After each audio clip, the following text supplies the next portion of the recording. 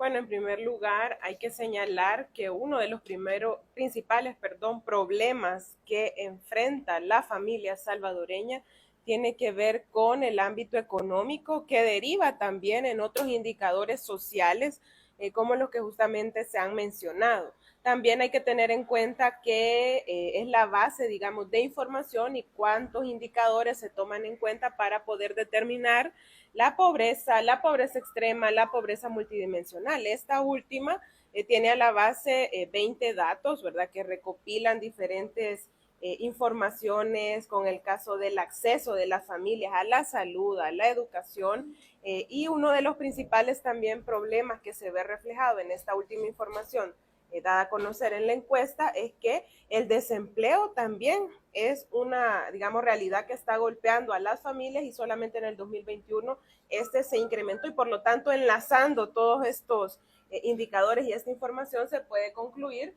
los retrocesos marcados en esta área, principalmente cuando hay un gobierno cuya política pública no va orientada a desarrollar programas o proyectos de cara a estos grupos poblacionales más vulnerables. El alza de los precios, el alto costo de la vida es algo que se estaba sintiendo desde el año pasado y este gobierno hizo oídos sordos, no aplicó medidas y eso hace que los datos reflejen lo que hemos conocido el día de ayer. Sin duda hay que profundizar más en la información para poder tener más conclusiones, pero algo que está a la vista, ¿verdad? Y que se da, por ejemplo, en esta Asamblea Legislativa, es la ausencia de propuestas, de leyes, de reformas o de medidas que vayan orientadas a atender este aspecto,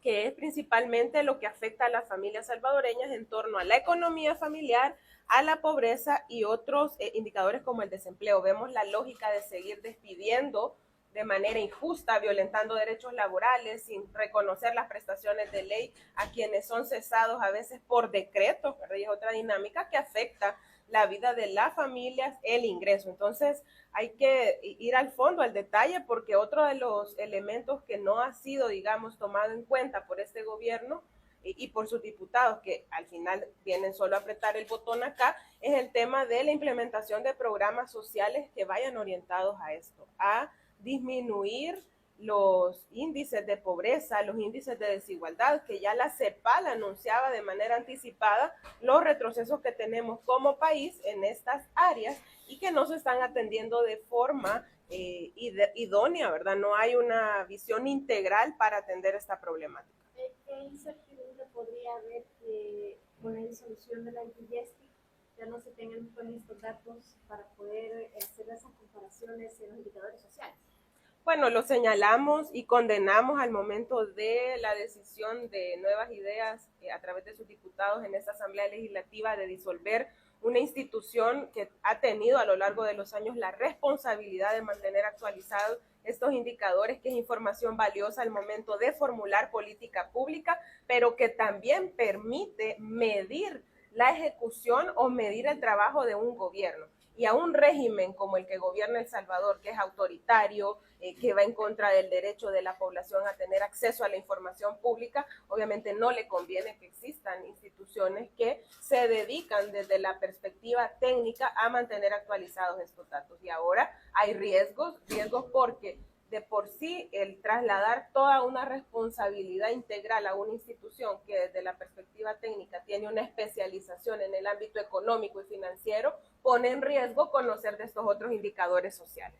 Diputada, también se ha conocido ya el listado en las piezas de correspondencia de los nombres de las personas postulantes a Procuraduría de Derechos Humanos. Está el procurador, la ex procuradora Raquel Caballero, el actualmente que ha sido electo suplente del Tribunal de Ética Gubernamental, suplente del presidente. Su opinión a la primera vista de este listado. Bueno, tendría que leer, digamos, los atestados de algunas personas que no conozco su perfil de manera precisa, pero hay una dinámica que se ha instaurado en este periodo legislativo en torno a la elección de funcionarios y funcionarias de segundo grado, que tiene que ver con que Nuevas Ideas, a través de sus diputados, por mandato obviamente del gobierno de turno, elige funcionarios que van a llegar a los espacios a cumplir una agenda particular del gobierno. Y en el caso de la Procuraduría para la Defensa de Derechos Humanos, es lamentable que se vaya a elegir a un funcionario que no va a ejercer su rol de tutela de la garantía de derechos humanos de la población salvadoreña, sino que, como lo hemos visto hasta ahora, una institución que se ha vuelto prácticamente ausente, ¿verdad?, del quehacer de la vida nacional, una opacidad plena de parte de quien está al frente de la institución y que por lo tanto no debería, digamos, este proceso ir enmarcado en ese camino. Sin embargo, ya lo vimos en los otros procesos de elección de segundo grado, que lo que se ha buscado es legitimar todos aquellos abusos de poder, violación a las leyes, a la Constitución por parte de quienes realizan el proceso de entrevistas, cuando ha sido público este proceso y se ha pues visto, ¿verdad?, que el interés va orientado a eso y no a que se elijan funcionarios independientes, apegados a los criterios que la ley mandata y sobre todo comprometidos a cumplir sus funciones de acuerdo a la ley orgánica de cada institución o a la misma Constitución de la República. Diputada, en cuanto a lo que mencionaba la CEPAL ayer sobre que El Salvador iba a ser el país de Centroamérica que menos iba a crecer, el Estado, ¿qué debería de hacer para comenzar a reactivar los niveles de crecimiento económico? Bueno, hay que tener en cuenta que estos datos se han conocido ya desde hace algunos meses, o sea, ya venían las proyecciones anunciando esto, incluso el mismo Banco Central de Reserva tuvo que modificar la proyección de crecimiento económico en el país, pero no vemos que exista un accionar real de parte de las instituciones correspondientes para poder motivar, digamos, un desarrollo económico de cara a la gente.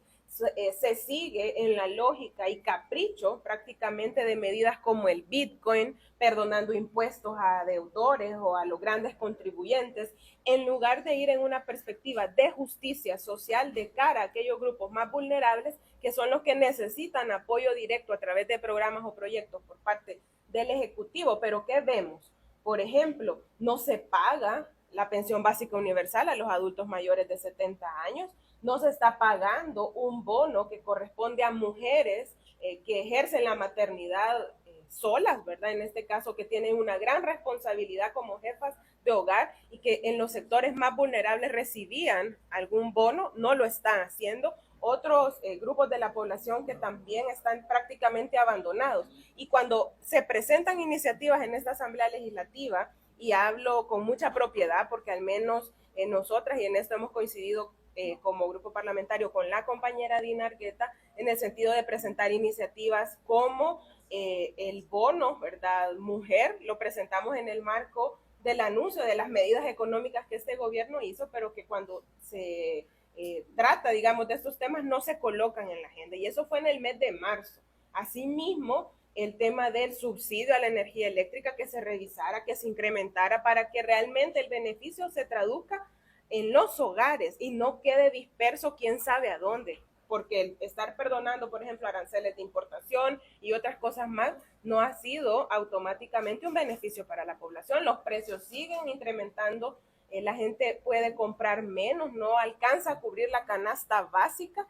porque no le alcanza el dinero. Entonces, si no se tiene esa perspectiva de desarrollo económico desde el ámbito también de los grupos poblacionales más vulnerables, es mentira que se va a romper la trampa de bajo crecimiento económico y no vamos a sortear los graves retrocesos que ya vivimos en materia de pobreza y de desigualdad. Diputada, y en cuanto a la amnistía fiscal, ¿cuál va a ser su valoración ante esta medida? Bueno, parece que entre el discurso del gobierno y la práctica hay una gran incoherencia. En reiteradas ocasiones les hemos escuchado señalar que no debe perdonarse a los deudores y otras cosas más, ¿verdad? Pero se queda en el discurso. ¿Por qué? Porque a pesar de que las amnistías, si bien es cierto, son medidas que en algunos momentos pueden solventar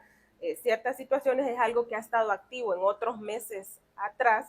No se ha tenido claridad de cuánto ha sido, digamos, el beneficio derivado de medidas como estas, pero es ilógico, digamos, que se siga en ese camino sin tener en cuenta otras cosas que podrían ir directamente a beneficiar a la gente. Y esto tiene que ver, por ejemplo, con impuestos indirectos, como es el caso del IVA, que es uno de los más regresivos. Ha habido acá iniciativas puntuales en torno a la suspensión del cobro de IVA a productos específicos que podrían representar un alivio para la economía. Pero acá el gobierno ha tenido supuestamente este año excedentes de recaudación de impuestos, pero no se sabe específicamente, ¿verdad?, cuáles han sido las prioridades, más allá que sabemos que han venido algunos requerimientos para seguridad, para defensa, pero para otros sectores que deberían de estarse asignando estos recursos, no sé. Entonces, dicen ellos que esperan recoger 40 millones más, habría que ver. Yo creo, esta es una opinión, no acompañar esa iniciativa, ¿verdad? Este gobierno en materia de finanzas públicas